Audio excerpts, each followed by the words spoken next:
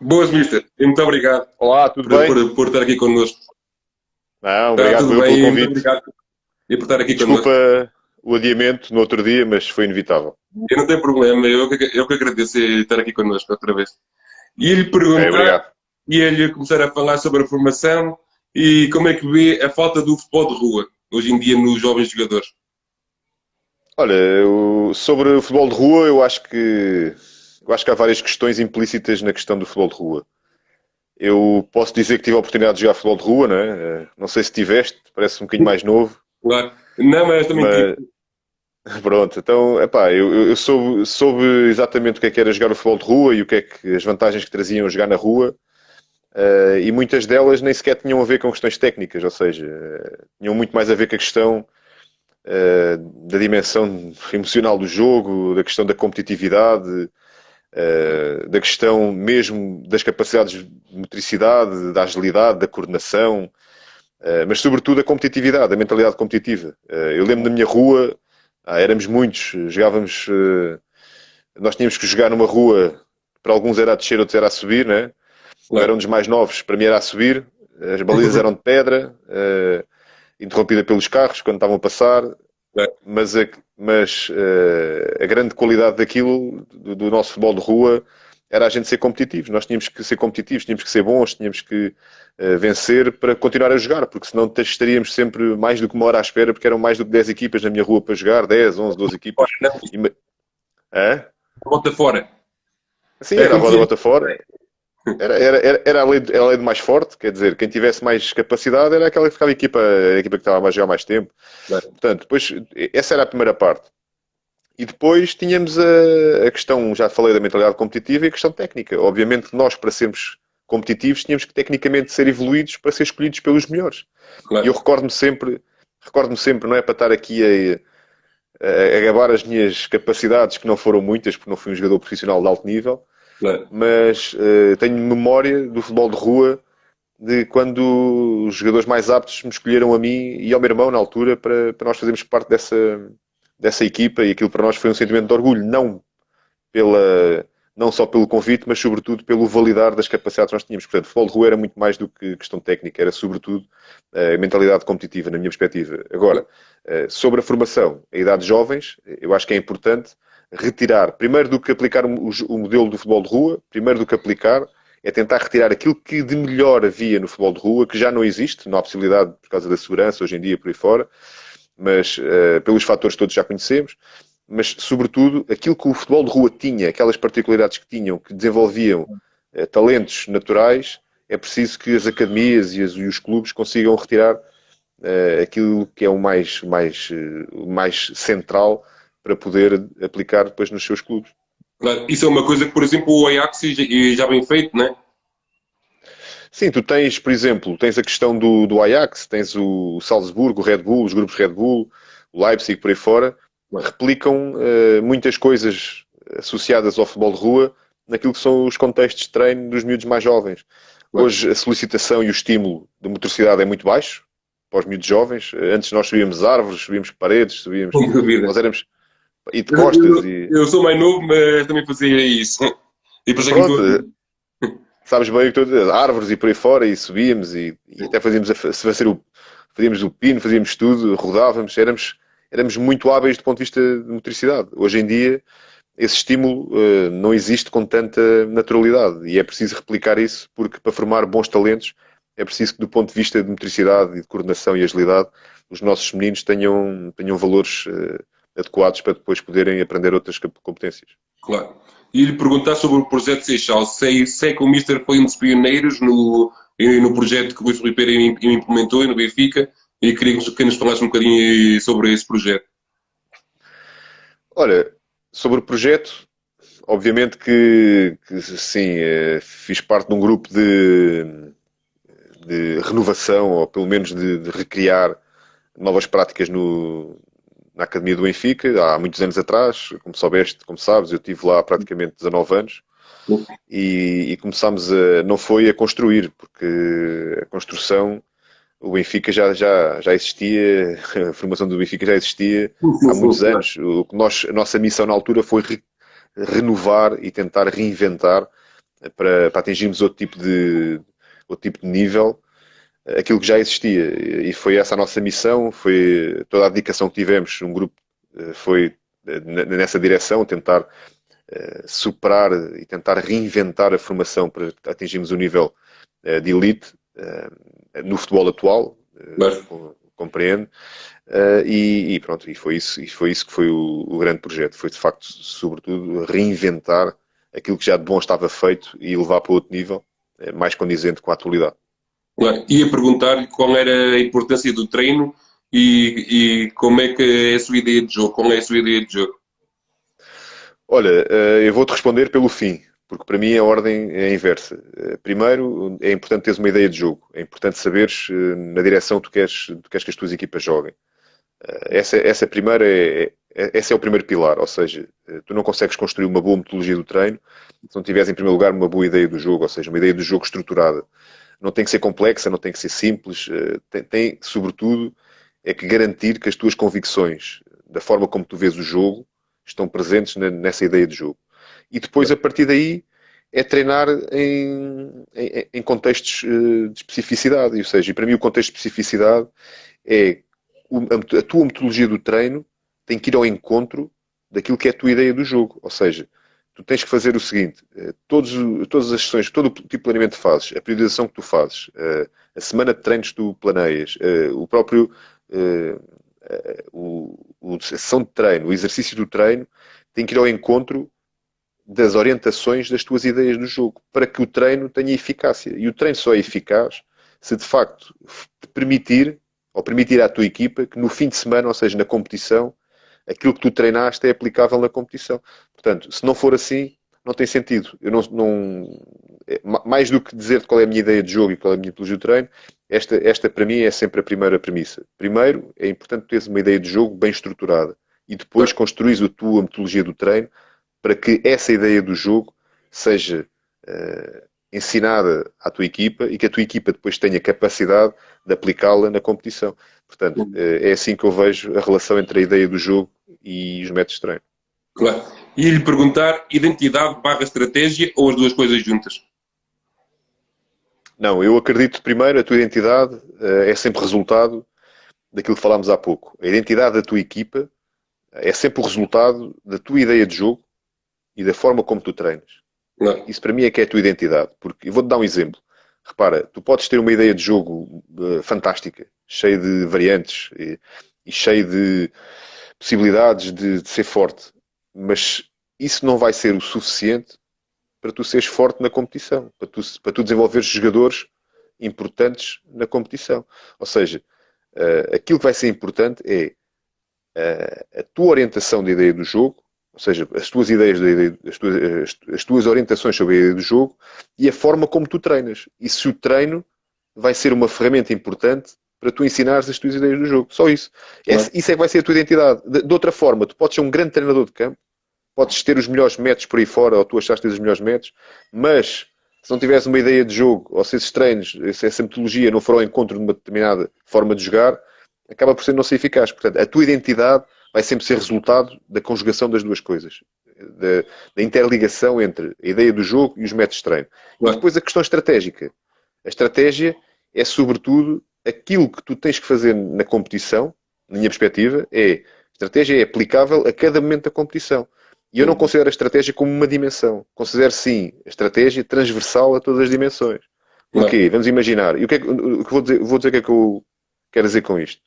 Que é, repara, para mim uma dimensão básica, tática, outra dimensão básica, as emoções, a dimensão psicológica. Tu podes estar a construir uma estratégia para um jogo no fim de semana e começares a construir a semana, à segunda-feira, e entretanto, tu centrares toda a tua atenção e energia enquanto treinador para a dimensão tática. Claro. Mas se tu, quando eu digo dimensão tática, em termos de estratégia, em termos de estratégia, tentar ser mais forte que o adversário, superar as dificuldades do adversário, tentar ser forte no teu modelo de jogo, isso sim. Mas depois, a outra questão, se tu não colocares energia e não colocares também o foco naquilo que é a gestão emocional do grupo para poder jogar aquele determinado jogo, a tua estratégia vai estar limitada. Portanto, a estratégia é algo transversal a todas as dimensões. Passa pela dimensão tática, pela dimensão, até pela dimensão social, é importante a forma como tu entras no treino, a forma como tu falas com os teus jogadores no balneário, a forma como tu falas no treino, o teu tom de voz, o ritmo da voz. Isso tem tudo a ver com a estratégia. Portanto, a estratégia é algo que tu preparas, são linhas orientadoras que tu preparas para poderes superar um adversário no jogo seguinte. E aí sim, a estratégia é transversal a todas as dimensões. Não considero que a estratégia seja parte da tua identidade. Depois eu percebo a tua pergunta. A tua pergunta é o seguinte: se uma equipa que está sempre a mudar de estratégia é uma equipa que tem identidade. Eu até lhe ia dar um caso, se me permitisse. Eu vejo Claro que o sim. Mourinho como treinador estratégico, não vejo o treinador como identidade. Não sei se tenho alguma razão nisto. Não, tu tens a tua razão, não é? Tens a tua interpretação. A tua interpretação, eu percebo o que estás a dizer. Eu tenho uma interpretação ligeiramente diferente, que é, eu acho que o José Mourinho tem uma ideia de jogo que depende, neste momento, também do perfil de plantel que ele tem.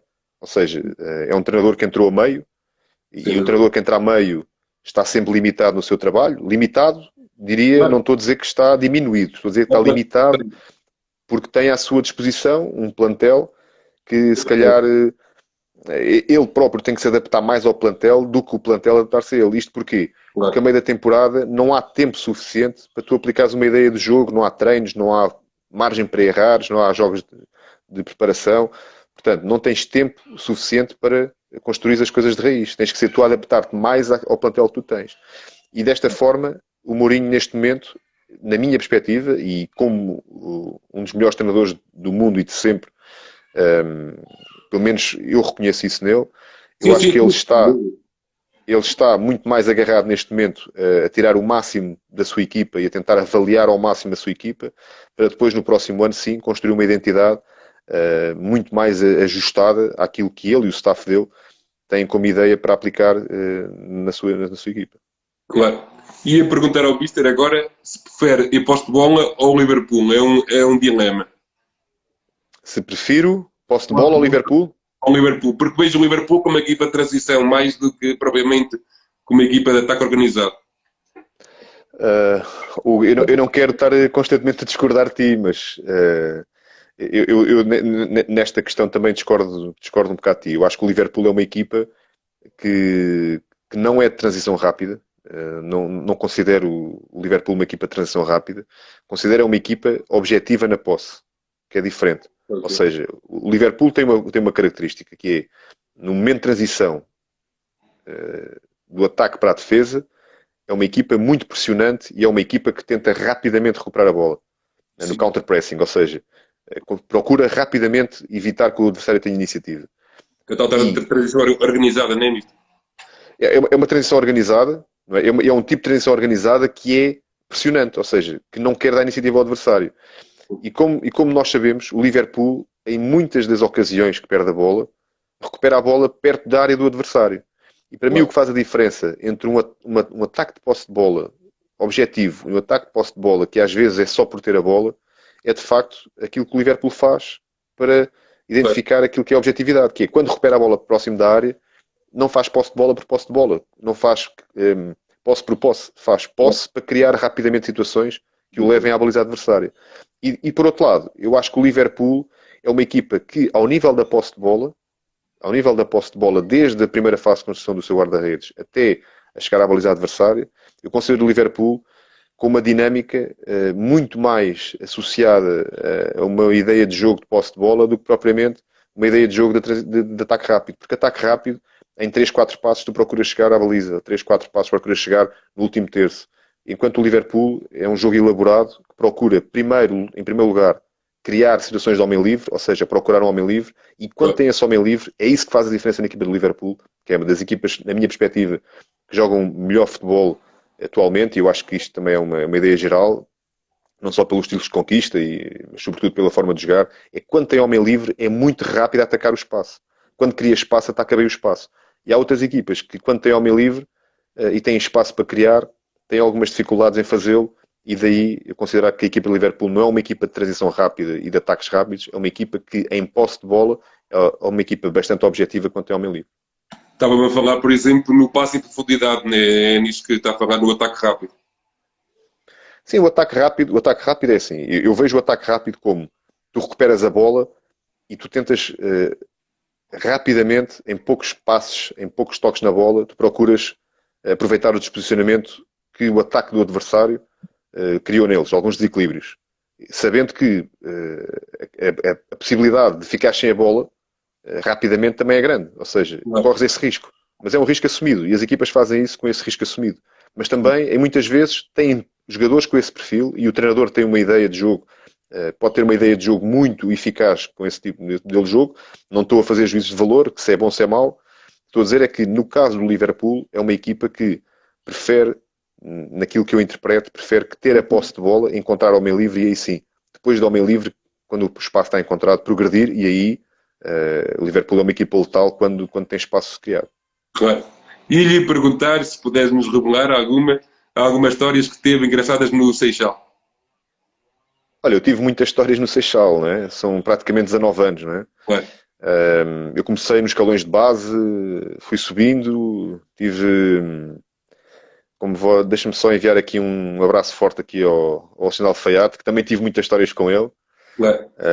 Um jogador que tive o privilégio de trabalhar e um grande miúdo e um grande jogador, com um talento incrível. Mas tive muitas histórias que umas estão no baú, estão guardadas e que me ajudaram a ser melhor homem e a ser melhor treinador. Outras já não me recordo, recordo-me sobretudo quando estou com a malta que convivi ao longo destes 19 anos, mas histórias que tenho são sobretudo histórias que guardo na memória com carinho e pelo menos com o privilégio de me ter ajudado a ser um melhor ser humano e um melhor treinador. Claro. E quantas horas é que pensa em futebol? Olha, penso as horas que neste momento que estou numa fase sem clube, penso mais sobre futebol do que pensava quando estava no ativo. E vou-te explicar porquê. Claro. Porque a minha cabeça continua 24 horas ligada ao futebol, não é? Claro. Tenho esta situação que também me permite, foi uma situação privilegiada para mim enquanto treinador, porque após quase 20 anos de treino sem interrupção, precisei de algum tempo também para refletir, para pesquisar, para visitar outros colegas meus, para visitar exemplos no estrangeiro, para privar com outro tipo de pessoas e ter tempo para isso, para entrar no tipo de projetos que me ajudam a ser melhor treinador, para Claro. estar com a minha família, que é importante. Mas a minha cabeça continua 24 horas ligada ao futebol, porque é a minha paixão. Claro. E também tenho o compromisso comigo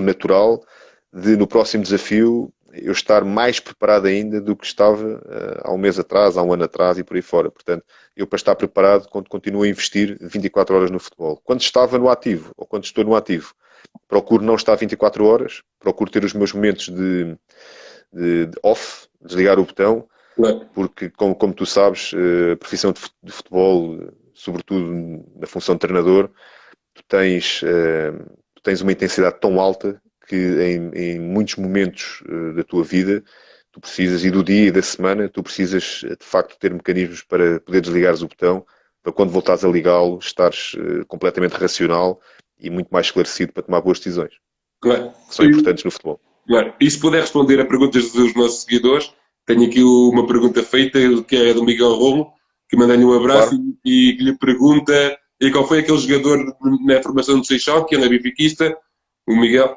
e como é aquele jogador na formação do Seixal e que você viu mais rápido que ele era uma estrela. E que isso era Olá, uma estrela. olá, o Miguel também. Olha, eu não te consigo identificar. Foram tantos, sabes? Foram muitos miúdos. Foram muitos miúdos. E eu sempre tive o cuidado e sempre tive também esta sensibilidade para não poder tomar juízos de valor. Ou seja, quando estás a trabalhar na formação, seja no futebol profissional, é importante tu teres a as tuas decisões assentes em coisas reais, ou seja, em factos, se for nos séniores, em factos, não te deixares iludir com aquilo que é o estatuto do jogador, ou com aquilo que é o passado, ou aquilo que é o futuro, ou por aí fora, é precisamente aquilo que tu acreditas que é a melhor decisão para a tua equipa e também para os jogadores da tua equipa e para o clube, como é óbvio. Quando estás a falar na formação, é importante que tu estejas centrado, sobretudo, naquilo que é o desenvolvimento do jogador. Okay? E quando tu estás a fazer previsões, epá, este miúdo vai dar, este não sei quantos, já estás a partir do princípio que estás condicionado. E eu nunca me deixei condicionar por isso. Eu sempre vivi muito o momento, e quando digo o momento era, tenho este grupo de jovens à minha frente, seja de que idade for, eu vou criar as melhores condições, eu e as pessoas que estão à minha volta, vamos criar as melhores condições para que este jovem possa crescer e possa elevar o nível.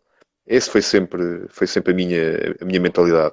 E é dessa forma que eu também vejo a minha presença no profissional, exatamente igual. Quando estou numa equipa, o meu objetivo é criar as condições para os jogadores poderem chegar a um nível diferente. Não é este vai dar, este não vai dar. Claro que todos os treinadores têm sempre essas ideias, esses palpites. É normal.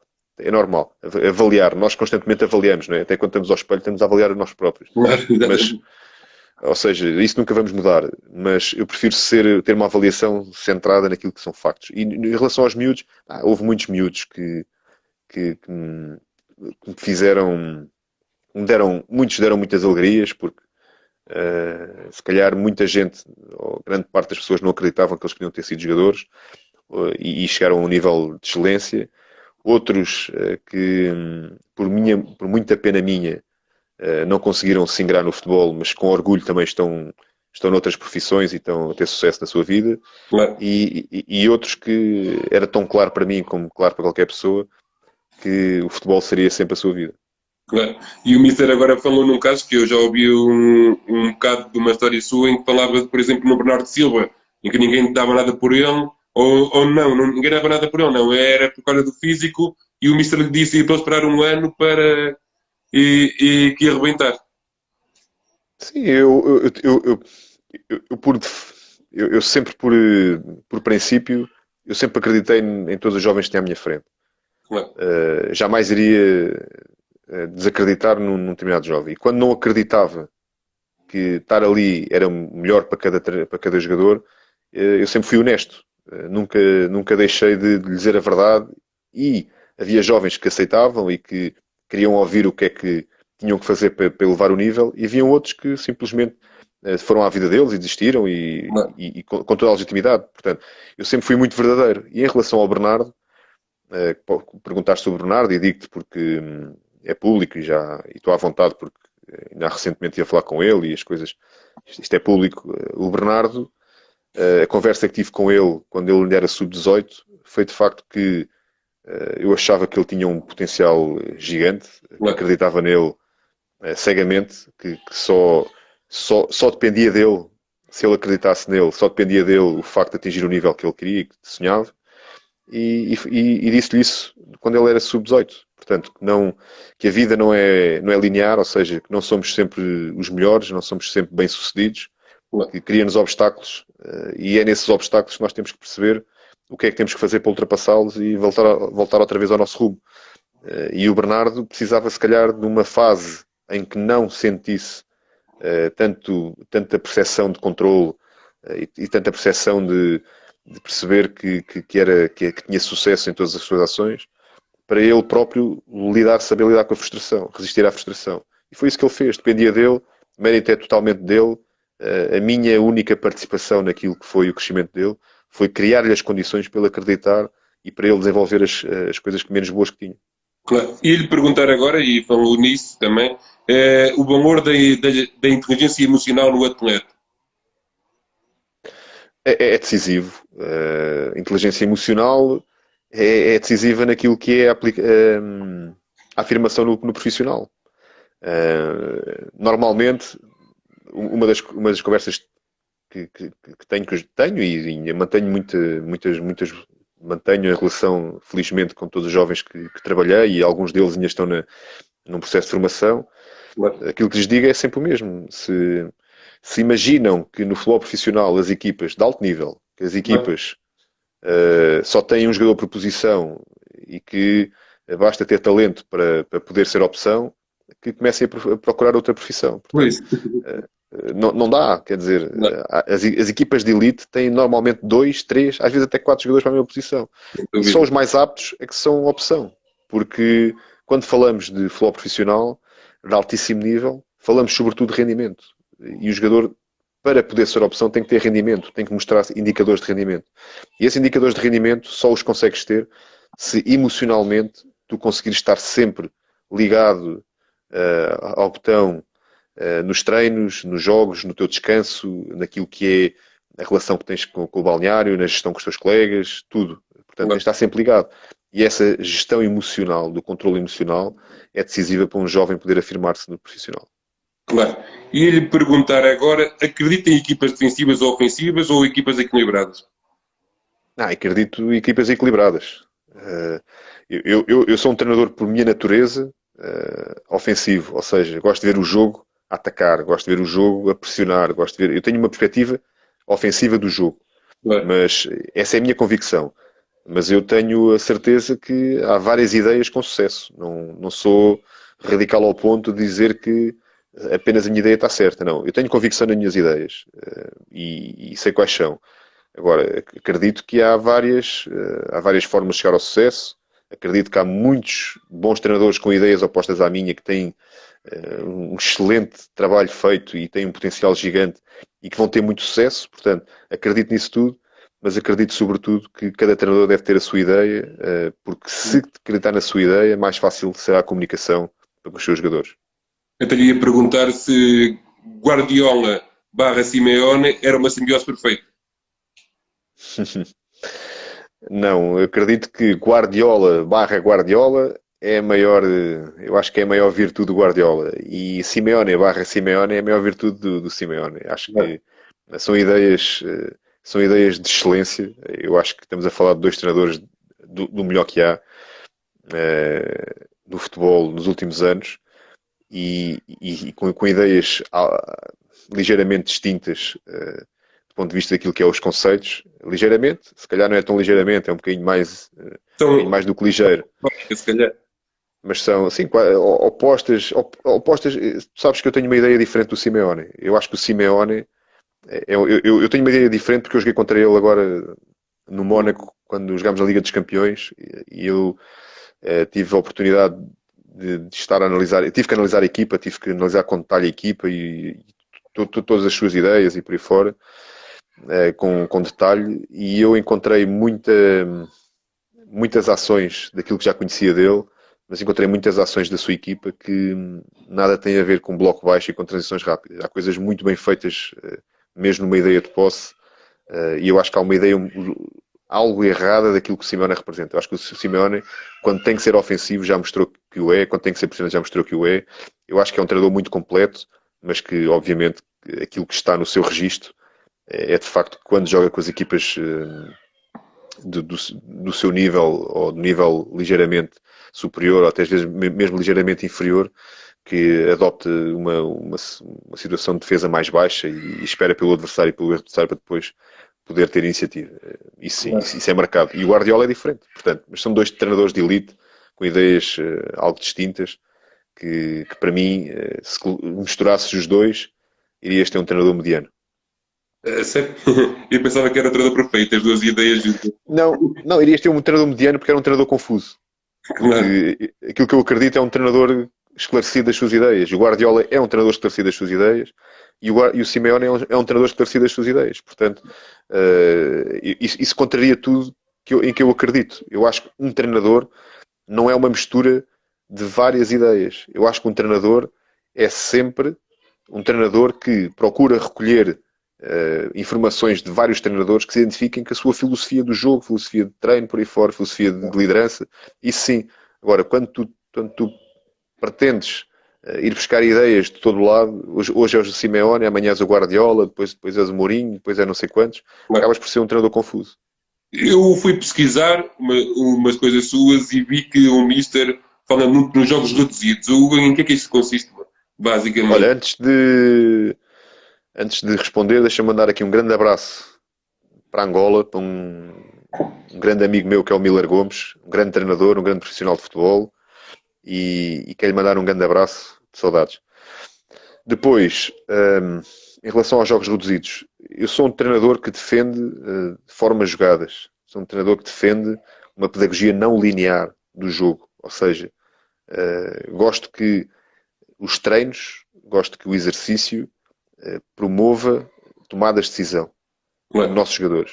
Porque os meus jogadores, como qualquer jogadores que trabalhem, qualquer jogadores que estão dentro do campo, têm que tomar decisões constantemente. E isto é em função da variabilidade gigante que o jogo oferece. Ou Sim. seja, tu por mais cenários que queiras antecipar, por mais linear que seja a tua metodologia, tu vais encontrar sempre cenários de grande variabilidade que não antecipaste. E só consegues superar esses cenários de grande variabilidade quando tu tens jogadores que tomam boas decisões em função do que está a acontecer. Daí eu encontrar os jogos reduzidos, e jogos condicionados, jogos médios reduzidos, jogos mais largos reduzidos, ideais para poderes desenvolver esse tipo de tomada de decisão. Mas, atenção, não sou só agarrado aos jogos reduzidos, tenho um conjunto de categorias de exercício que aplico ao longo de uma temporada, onde privilegio, sem dúvida, as formas jogadas e jogos reduzidos, com três componentes para mim que são fundamentais. A questão da oposição, a questão dos momentos de transição dentro do exercício e de uma direção, que pode ser um golo, uma baliza, uma linha, pequenas balizas, por aí fora. Claro. E lhe perguntar se acredita num sistema único na formação. Isto é um sistema de jogo único no clube, em todos os escalões de formação. Não, acredito numa cultura única. Isso sim, numa filosofia única. Eu acho que isso é muito mais importante que um sistema. E quando digo cultura, vou-te dar um exemplo. Repara, vamos olhar, para o exemplo Barcelona, né? Que é muito Claro. mais identificável por todos. Tu no Barcelona tens uma cultura de posse de bola, de pressão, de ter a bola, de tecnicamente teres uma equipa evoluída. Sim, sim, sim. Dificilmente estás muito tempo sem a bola, por aí fora. Ou seja, essa cultura deverá ser aplicável à sua formação. Ou seja, todos os jovens deverão crescer nessa cultura, com formas diferentes. Às vezes, jogando uma forma muito mais, se calhar, ousada, com um sistema de 3 defesas e 4 médios e 3 avançados, outras vezes com 4 defesas, 2 médios, 3. Ou seja, as formas com que tu usas para eles poderem jogar sob uma determinada cultura, eu acho que só são importantes, são muito importantes, aliás, para que os jovens possam ter aquilo que eu entendo que é fundamental na formação, que é o jovem crescer para se poder mostrar adaptável a vários contextos que vão encontrar nos séniores. Isto não implica que não cresça numa cultura, não cresça numa forma de jogar, numa filosofia de jogo, por aí fora. Olha, deixa-me só interromper também, vou dando a ler também aqui, às vezes em paralelo as mensagens, mandar aqui um abraço ao Rui, grande guarda-redes, um miúdo com também um enorme talento que eu acredito que vai vingar no futebol. Claro. Certeza. E esperemos bem que sim.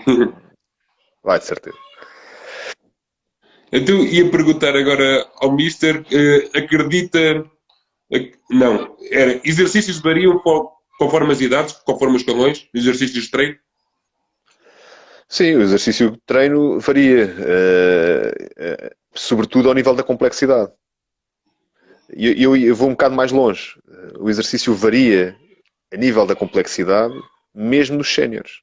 De Claro. nível para nível, de etapa para etapa. Ou seja, eu acho que tu quando vais para um clube, eu acho que... Sérgio, grande abraço. Eu acho que quando vais para um clube, tu imagina, tu não levas um manual de exercícios. Eu não acredito nisso. Tu não levas um manual e vais aplicar. Claro. Porque quando vais para um clube, a primeira etapa que vais ter que fazer é avaliar aquilo que tu tens à tua frente. Ou seja, avaliar o nível dos teus jogadores, individualmente perceberes o que é que eles precisam, quais são as necessidades deles, quais são as capacidades que eles têm, e a partir daí, a construção do teu planeamento é em função de aumentar o nível deles, melhorá-los, mandá-los para outro nível, e para fazeres isso tens que criar exercícios progressivos. Tens que perceber que um exercício bom não é aplicável a qualquer jogador nem a qualquer grupo.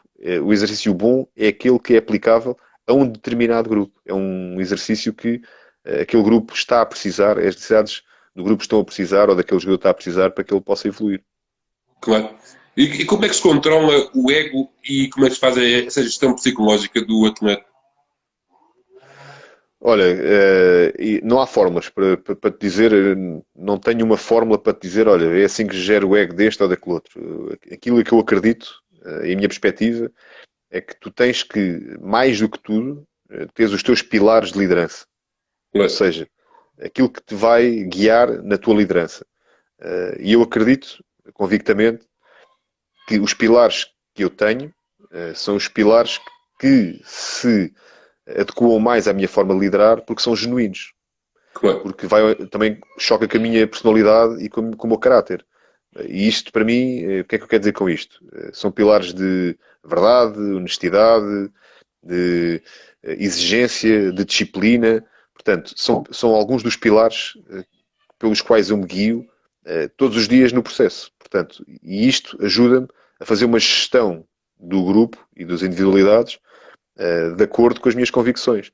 Agora, se é a forma certa, se é assim que se deve lidar, não sei o quê, epá, eu acho que cada treinador tem a sua forma de liderar e cada treinador tem os seus pilares. Claro. E lhe perguntar, mais no caso sénior, mas jogadores dos grandes, dos jovens, como é que se lida com a imprensa estar sempre a lançar notícias sobre eles? Por exemplo, falam, por exemplo, o caso do Renato, o caso do João, o caso do Gonçalo, que era muitas dos novos Ronaldos, né? E assim, como é que me será assim? Sim, isso faz parte do jogo. A primeira coisa que tens que considerar é que faz parte do jogo. Tu, quando estás a lidar com jogadores de altíssimo nível, é natural que saiam notícias todos os dias. E hoje em dia, ainda mais, por causa das redes sociais, há muito mais acesso à informação, há muito mais informação solta, há muito mais. Eu acho que cada vez mais as notícias exploram a profundidade da vida pessoal de cada jogador e daquilo que ele, do ponto de vista profissional, onde é que ele podia chegar, onde é que ele está neste momento. E eu acho que a primeira fase para poderes lidar com isso é tu assumires que isso existe.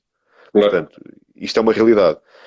Depois é centrar constantemente que o teu foco deve estar naquilo que tu controlas. Portanto, o que tu controlas não são as notícias que saem de ti, não são as expectativas que criam sobre ti.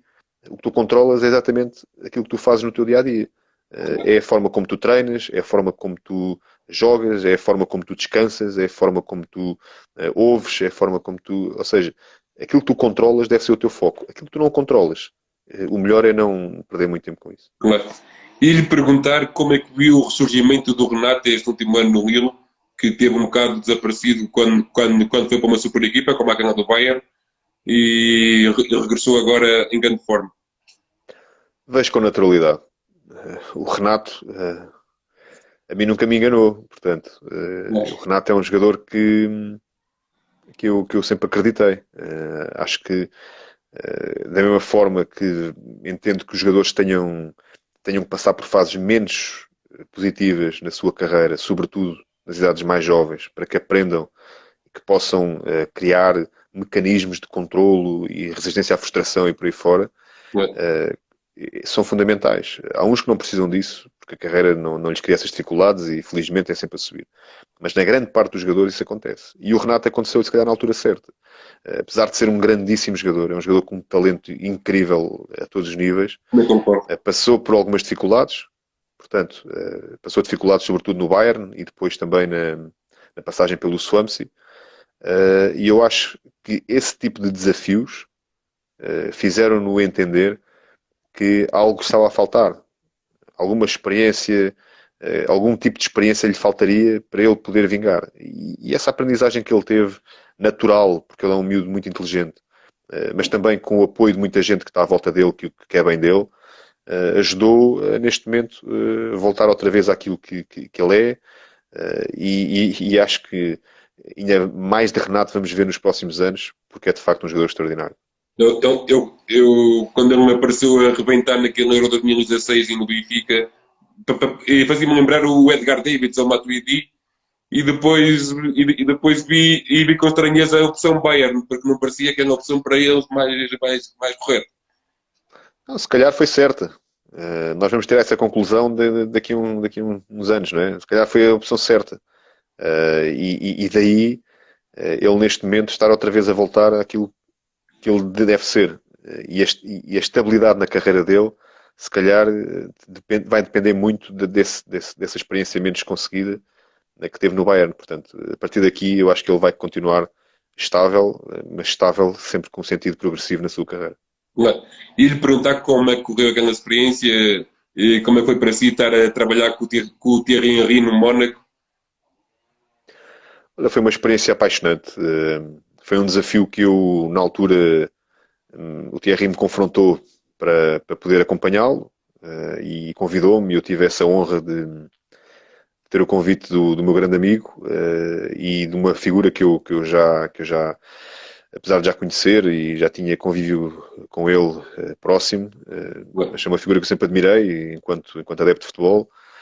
E na altura que ele me convidou, obviamente foi um desafio que eu quis ter na minha carreira, a nível pessoal, a nível profissional, e foi apaixonante. O Mónaco é um grande clube, é um clube com uma cultura muito particular, é um clube com um potencial, continua com um potencial gigante, é um clube composto por grandes profissionais, por pessoas que eu considero bastante competentes. Tinha um grande plantel com uma equipa muito experiente que estava a precisar de uma fase Eram só de se craques. reinventar, precisava de se reinventar, precisava de adicionar uma fórmula nova para poder voltar àquilo que já tinha conquistado com o Leonardo, que tinha feito um trabalho extraordinário também nos últimos anos. Mas quando chegámos, por algum motivo o Mónaco não estava, por alguns motivos o Mónaco não estava na linha que devia estar, ou seja, não estava na direção que devia estar, e isto eu acredito que muita gente nem sequer percebeu porquê.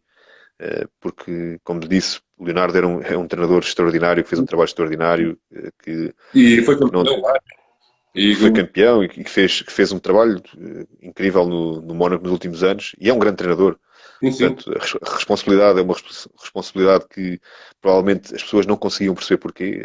A gente, obviamente, tem outras conclusões, mas também aguardamos para nós e sabíamos que não tinha a ver com o treinador, sabíamos que não tinha a ver com a parte técnica, sabíamos que não tinha a ver com a parte diretiva que estava assegurada por grandes dirigentes e pessoas que sabiam muito de futebol, mas por algum motivo as coisas não estavam a funcionar. E nós, quando fomos, tentámos implementar uma nova filosofia, criar novas regras, criar uma forma de estar diferente, jogar de uma forma diferente. Mas também sentimos que depois quando saímos, depois de uma reflexão que fizemos, provavelmente não foi o clube não precisava de se calhar de uma estrutura como a nossa técnica e nós não entramos no timing certo para poder fazer aquilo que pretendíamos, que era implementar uma filosofia nova. E como é que está a ser comentador no Canal 11? Não, a questão de ser comentador não ia tão longe. Comentador, não, acho que não me considero um comentador. Considero-me um treinador que tenha a oportunidade de falar para as pessoas e tenha a oportunidade de fazer parte, ou pelo menos estar a conviver com altíssimos profissionais ligados ao futebol de várias áreas, que para mim ajuda-me, ou tem-me ajudado também a perceber ainda com mais profundidade o futebol. Portanto, não me considero um comentador, não vou tão longe, sou apenas um treinador que procuro passar as ideias que eu tenho sobre o futebol e sobre o jogo. Claro. E quais os jogos mais marcantes que já teve até agora? Olha, faz hoje 7 anos que vivi um dos jogos mais marcantes da minha carreira. Foi quando fomos campeões nacionais de júniores, que já não éramos, o Benfica já não era há muito tempo. E fomos campeões em condições extraordinárias. Portanto, fomos jogar a Vila do Conde, num jogo dificílimo contra o Rio Ave, que era uma grande equipa, bem orientada, num campo dificílimo, num sintético, estava vento como eu nunca tinha visto, e nós conseguimos tirar de lá uma vitória e sermos campeões, mas tínhamos feito um trajeto extraordinário com um grupo de jogadores extraordinário. Portanto, esse foi um dos jogos mais marcantes da minha carreira, porque foi o meu primeiro título nacional de júniores e teve um sabor especial. Depois, jogos marcantes, tive muitos. Houveram muitos jogos marcantes. Considero um jogo que me marcou profundamente foi o jogo que fizemos, por exemplo, na Youth League contra o Manchester City fora, onde eliminámos o Manchester City, que era o super favorito a ganhar aquela competição, e conseguimos superá-lo. superá-los num jogo que tivemos muita felicidade, mas também muito mérito, muito caráter. Portanto, esse Claro. jogo marcou-me bastante, mas ao longo da minha carreira tivemos muitos. O Alex também está aqui, eu acho que também teve nesses dois jogos, portanto, ele partilhará certamente da mesma sensação do que eu. E depois, eu acho que eu sou um treinador muito ligado ao jogo, vivo com muita emoção todos os jogos, estou sempre ligado a todos os jogos. E todos os jogos que eu vivi foram sempre jogos especiais. Eu nunca tive um jogo na minha carreira, posso dizer, que tivesse à espera que o jogo acabasse. Portanto, eu queria que o jogo continuasse. Estava sempre ligado à corrente para que o jogo continuasse. E é assim que eu vejo o futebol. Claro. E lhe perguntar que treinadores o fizeram sonhar. Olha, muitos treinadores.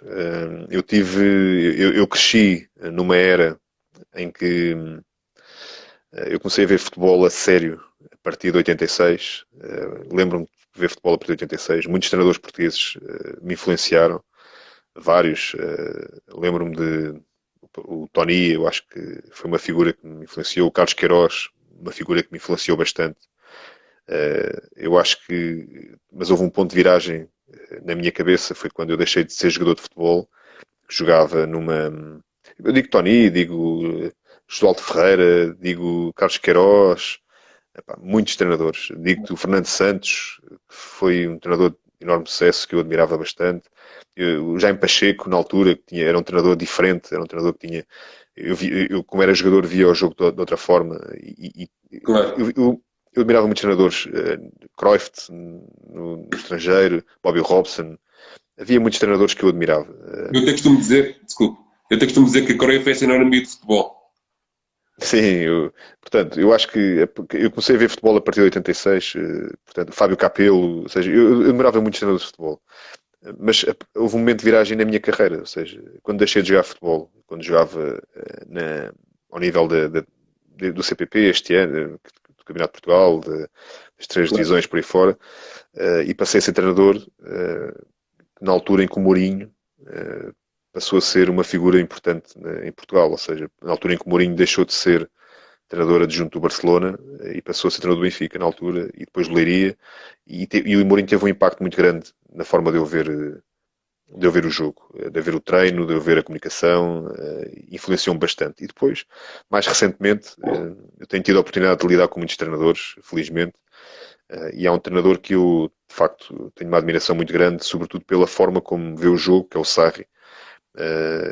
Acho que influenciou-me bastante também da minha ideia. Treinadores como o Klopp, o próprio Guardiola, obviamente também treinadores como o treinador que eu trabalhei e admiro e acho que vai ser um grande treinador que é o Thierry, ou seja, eu tenho muitas referências, mas sobretudo o treinador que mudou a minha forma de ver o futebol foi o Mourinho. Claro. O Baldaia F estava-lhe a perguntar quais os treinadores atuais com quem gostava de trabalhar. Uh, Olha, eu gostava de trabalhar com o meu staff. Gostava de trabalhar com os treinadores que estão constantemente ao meu lado a discutir futebol, a falarmos sobre o treino, a falarmos sobre ideias. Essas são as pessoas que eu normalmente gosto de falar. Agora, se trabalhasse numa equipa técnica, não sei se isso será. Não sei se essa será a minha próxima etapa, não tenho certeza disso, mas se algum dia voltar a trabalhar numa equipa técnica, eu acredito que tinha que ser uma pessoa que eu sentisse que ia aprender e que ia identificar totalmente com a sua filosofia. Mas a minha filosofia neste momento e a minha expectativa ajustada ao perfil que eu tenho enquanto treinador é sobretudo trabalhar com o meu staff, de pessoas com quem eu confio e pessoas com quem eu acredito do ponto de vista técnico que iremos fazer um brilhante trabalho. Claro. E lhe perguntar quais as equipas que lhe fizeram sonhar. Olha, a equipa que me fez sonhar foi a Holanda, há muitos anos. Eu via o futebol holandês e ficava maravilhado. Mas antes da Holanda, até foi a Alemanha. Eu lembro-me da Alemanha de 1990. A Alemanha, eu fui ver um jogo uma vez ao Estado da Luz. Portugal, Alemanha, se não estou em erro, em 95. Não sei se estou a falhar. Acho que Um sim. zero, um 0-0, e eu lembro de ir para o terceiro anel, no antigo Estado da Luz, com o meu pai e com o meu irmão, e estava a ver o jogo, e foi a primeira vez que eu comecei a ver o que era de facto o rigor do futebol alemão. Lembro-me perfeitamente da forma como jogavam em 3-5-2, e aquilo parecia que estava em regra e esquadra, ou seja, estava tudo alinhado, tudo coordenado, parecia de facto uma equipa diferente das outras todas. E as equipas que começaram a sonhar primeiro foi essa Alemanha de 90, de 94, por aí fora, e depois a Holanda, a forma como jogavam, a forma como viam o jogo, e mais tarde, posso dizer sem problema nenhum, a equipa que me sempre fez sonhar foi Portugal, foi a seleção portuguesa, porque é a equipa que eu vejo a seleção que eu vejo no mundo que me faz ver o jogo de outra forma. Ou seja, quando estou a ver os jogos da seleção, vejo sempre, vejo sempre o jogo de outra forma, vejo sempre uma paixão que não é comparável. Portanto, isso a nível de seleções. A nível de equipas, lembro-me perfeitamente do Milan, também dessa altura, 90 e por aí fora, a equipa da Juventus, lembro da equipa do Barcelona, do Stoichkov, do Romário, essa equipa fez-me sonhar, e mais recentemente, quando comecei a carreira de treinador, a equipa que me fez sonhar foi o Barcelona do Guardiola. Claro. E como é que vê o aparecimento da Liga Sub-23? Acho importante, acho decisiva para que os jovens possam ter mais uma etapa no seu crescimento, acho decisivo para que os clubes possam olhar para a formação de uma forma ainda mais estruturada, ou seja, para o fim da linha não ser tão cedo no sub-19, porque eu acho que há um gap muito grande entre o sub-19 e a equipa profissional, e o sub-23 permite os clubes olhar para o preenchimento desse buraco de uma forma diferente e poder também queimar algumas etapas em alguns jogadores, para permitir que os jogadores possam crescer mais rápido, tenham o estímulo adequado. E eu acho que, do ponto de vista da competitividade, acho um campeonato extraordinário, porque se tu fores a ver, raramente vês uma equipa preocupada apenas em defender. Não vês um futebol positivo, vês equipas sem problemas de assumir o risco. Se calhar pela particularidade da competição, porque ainda não há descidas nem subidas e as equipas são muito mais destemidas, mas mais do que isso, eu acho que um dos fatores importantes é o facto de os treinadores que estão nos campeonatos sub-23 são treinadores de enorme qualidade, bem como muitos treinadores que andam na formação em Portugal, mesmo nos clubes mais pequenos. Deixar aqui um abraço e um olá aqui ao Fernando e ao Luís também, aos meus grandes amigos e pessoas que eu admiro muito no desporto. E lhe perguntar a última questão, sonhos que tem. Olha, o primeiro sonho que eu tenho neste momento é encontrar um projeto certo para me fazer feliz. Ou seja, eu sou uma pessoa apaixonada pelo futebol, sou uma pessoa apaixonada pelo desporto, sou uma pessoa apaixonada pelas pessoas, gosto do contacto com as equipas, com o grupo, com os clubes, gosto desse contacto porque isso fez-me crescer do ponto de vista mais do que treinador como humano. O sonho que eu tenho é entrar num próximo projeto onde eu me sinta feliz e que possa fazer as pessoas felizes. Portanto, é para isso que me estou a preparar e é para isso que me está a motivar esse meu primeiro sonho. Depois, o segundo sonho é tornar a minha família feliz e as pessoas que estão à minha volta, os meus amigos, as pessoas que felizmente me acompanham no dia a dia. Esses são os meus sonhos. Não sou muito ambicioso quando me questionas sobre sonhos. Sou apenas uma pessoa que quer ser feliz e fazer as pessoas felizes. Eu acho que com a Comissaria vai estar a trazer a atenção e não tarda muito. Obrigado. Obrigado.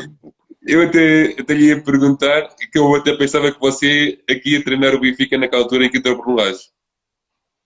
Não, eu acho que eu acho que há timings para tudo. Eu sei que para treinar num contexto sénior, numa grande equipa em Portugal, eu tenho que fazer o meu trajeto. Tenho essa consciência e é para isso que eu estou preparado. Claro. E queria lhe agradecer e sou grande fã seu e muito obrigado por esta aula de futebol que tive hoje. Um grande abraço. Oh, muito obrigado a ti e obrigado aos meus amigos que parece que combinaram, apareceram todos ao mesmo tempo, e às pessoas que têm acompanhado, porque essa